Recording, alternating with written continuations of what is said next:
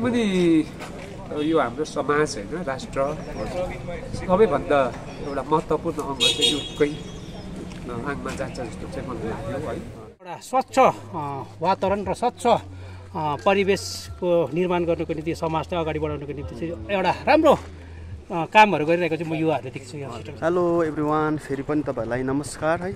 So आज पनि हाम्रो कार्यक्रमको सिलसिलामा म है यहाँ माना आइरहेको छौँ है।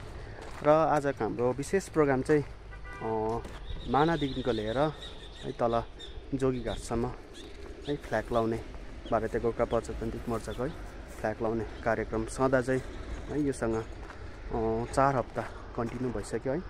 हामी यसरी नै 10 माइलदेखिको लिएर कालीझोडा है बिरिक लाटपन्चर सेल्पु है तपाईँको थाम हैन आलडाँडा हुँदै मानासम्म आइपुगिसकेको छ फ्ल्याग लाउँदै है। यसरी नै 4 हप्ता भयो कन्टिन्यू लगाएको हामीले है। सो यो हाम्रो एउटा है जुन तरिकाले हामीले फ्ल्याग लगाइरहेको छौँ है हरेक जग्गामा गएर है हरेक घरमा गएर है हरेक घरको सदस्यलाई सोधेर है जुन फ्ल्याग लाउने कार्यक्रम चलिरहेको छ है। र यो हाम्रो है सिटोङ 1 2 3 है जबसम्म हामी यो समष्टि कभर गर्दैनौँ है जबसम्म समष्टिको हरेक घरमा हामी फ्ल्याग लाउँदैनौँ है तबसम्म हाम्रो यो चलि नै बस्नेछ है। विशेष है हामीले यो जुन तरिकाले है यहाँ है हामीले युथहरूलाई लिएर यो काम गरिरहेको छौँ फ्ल्याग लगाउने काम गरिरहेको छौँ है।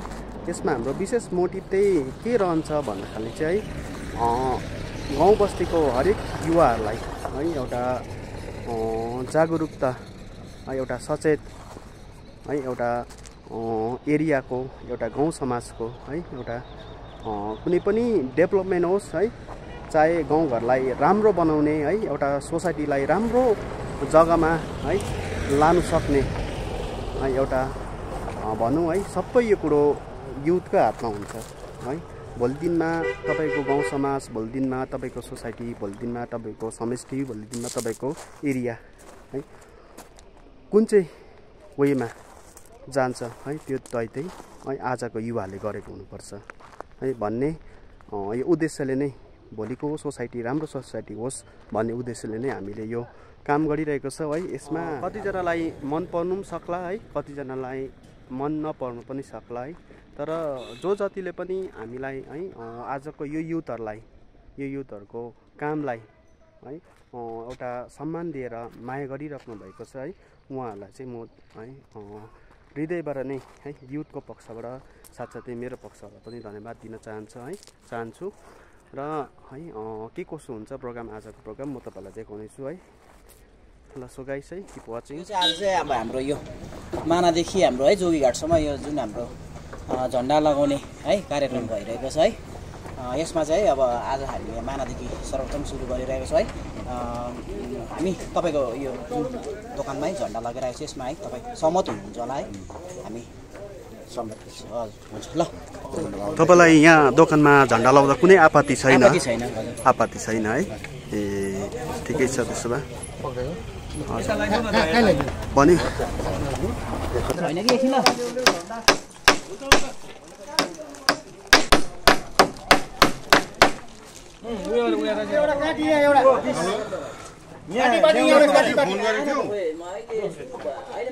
फ्ल्याग लाउँदै है यहाँ सिटोङ 1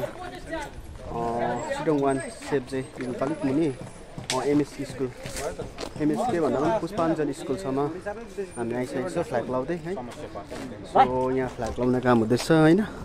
आजको कार्यक्रममा सरलाई पनि भेट्ने मौका पायौँ है। सरहरूले एकदमै राम्रो है भनौँ उहाँहरूले चिया बनाएर दिइराख्नु भएको थिएछ उहाँलाई हामी धन्यवाद दिँदछु है।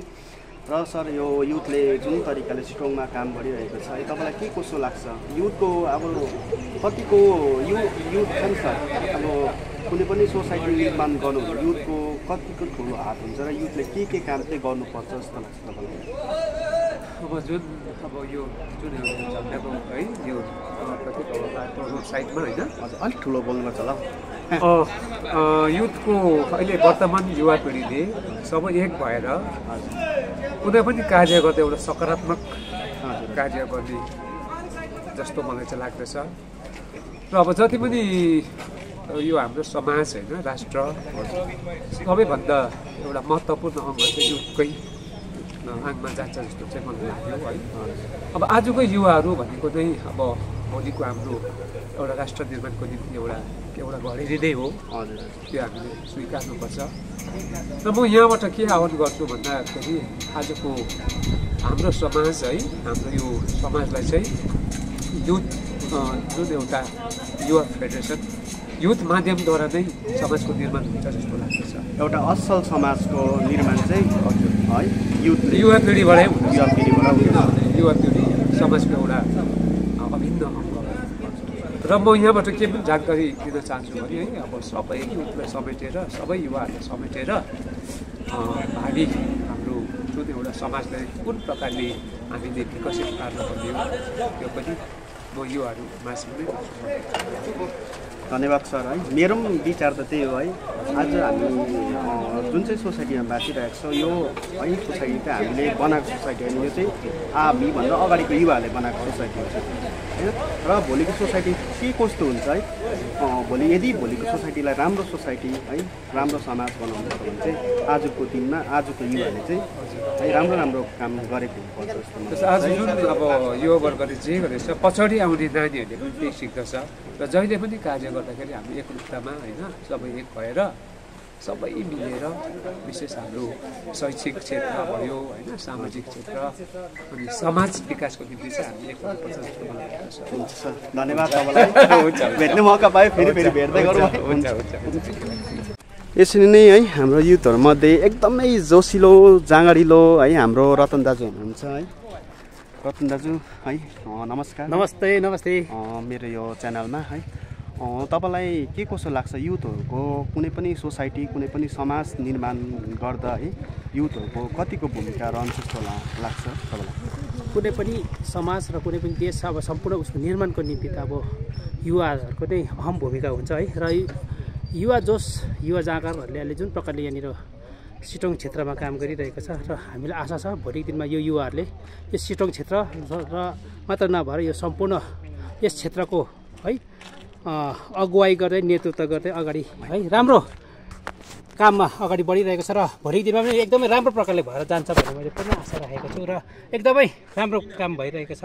र यो झन्डा लाउने काम मात्र नभएर है हाम्रो सोसियल एक्टिभिटिजमा हाम्रो युवाहरू अगाडि बढेको देख्दाखेरि र कुनै कतिवटा यो नशालु पदार्थहरूको रोकथामको निम्ति है र राम्रो एउटा स्वच्छ वातावरण र स्वच्छ परिवेशको निर्माण गर्नुको निम्ति समाजलाई अगाडि बढाउनुको निम्ति चाहिँ एउटा राम्रो कामहरू गरिरहेको चाहिँ म युवाहरूले देख्छु यो सिटोङ क्षेत्रमा। म तपाईँको त्यो विचार सुनेर है तपाईँको युथहरूपट्टि तपाईँको सोसाइटीपट्टिको त्यो विचार सुनेर म एकदमै तपाईँप्रति एकदमै प्रभावित भएँ क्या त। मलाई पनि त्यस्तो लाग्छ दाजु क्या त। अब कुनै पनि अब किन भन्दाखेरि हामी जुन सोसाइटीमा बसिरहेको छौँ है हामीले बनाएको सोसाइटी त होइन नि त यो त है। अब यो हामीभन्दा अगाडिको युथहरूले बनाएको सोसाइटीमा हामी बसिरहेको छौँ है। भोलिको सोसाइटी राम्रो बनाउनु भोलिको समाज राम्रो बनाउनु भने त आजको युथहरूले चाहिँ राम्रो काम गरेको हुनुपर्छ। तपाईँको त्यो विचारलाई म एकदमै सही लाग्यो त है। र अब हामीले राम्रो कामहरू गर्दैछौँ है। एउटा यो झन्डा लगाउने काम मात्रै नभएर है हामीले होल सिटोङभरिको युथहरूलाई है एउटा सही मार्गमा है हामीले के गर्दा त्यही भोलिको सोसाइटी हाम्रो राम्रो काम गर्दैछौँ है। र तपाईँसँग बात गरेर धेरै खुसी लाग्यो है। यसरी नै है तपाईँ जस्तो व्यक्तित्वहरू हाम्रो समाजमा चाहिन्छ है। यसरी नै म आशा गर्छु तपाईँले अगाडिको दिनहरूमा पनि यस्तो राम्रो काम गरेर जानुहुन्छ है। हामी सधैँ मेरो पक्षबाट हाम्रो युथहरूलाई मेरो पूर्ण रूपले सहयोग छ र जुन बाटोमा तपाईँहरू हुँदैछ है हिँड्नुहुँदैछ त्यो युथहरू अगाडि जुन बाटोमा त्यसमा मेरो पूर्ण रूपले सहयोग र सधैँ तपाईँहरूलाई नै साथ दिएर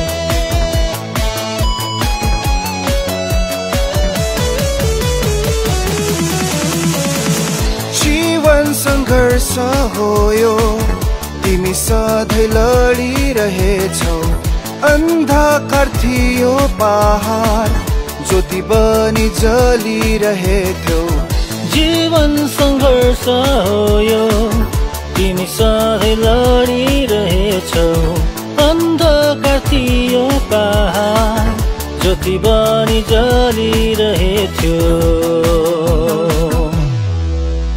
मेरो अनि तिम्रो अनित हाम्रो अनित सबैको मेरो अनित तिम्रो अनित हाम्रो अनित सबैको